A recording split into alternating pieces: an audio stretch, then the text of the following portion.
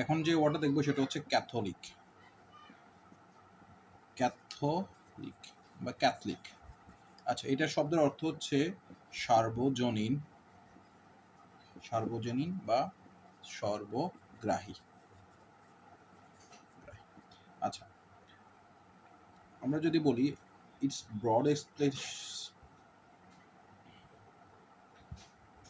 Broad in sympathies,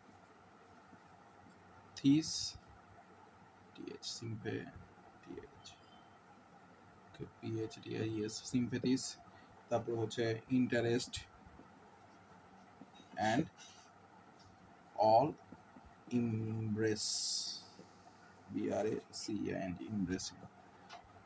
আচ্ছা, আর religious কন্টেস্টে শব্দটার অর্থ হচ্ছে, আমরা যেটা খ্রিস্টান সম্প্রদায়ের জন্য ব্যবহার করে থাকি সেটা হচ্ছে রোমান ক্যাথলিক। তাহলে ভার্ব কনটেক্সে এটা আমরা সাধারণত রিলিজিয়াস কনটেক্সের ক্ষেত্রে এটা ব্যবহার করে থাকি আমরা কিসের জন্য, সেটা হচ্ছে খ্রিস্টান সম্প্রদায়ের জন্য ব্যবহার করে থাকি, কিন্তু ভার্ব কনটেক্সে এটা ইউনিভার্সাল হিসেবে ব্যবহার করা হয়ে থাকে, ইউনিভার্সাল। তাহলে ক্যাথলিক শব্দের অর্থ হচ্ছে সর্বজনীন বা সর্বগ্রাহী। আচ্ছা, তাহলে আমরা একটা এক্সাম্পল দেখি, সেটা কি, he has Catholic taste in music, enjoying everything from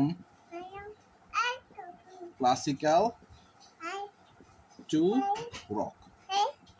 Okay, he has Catholic taste in music, enjoying everything from classical to rock. তাহলে ক্যাথলিক শব্দের অর্থ সর্বজনীন বা সর্বগ্রাহী।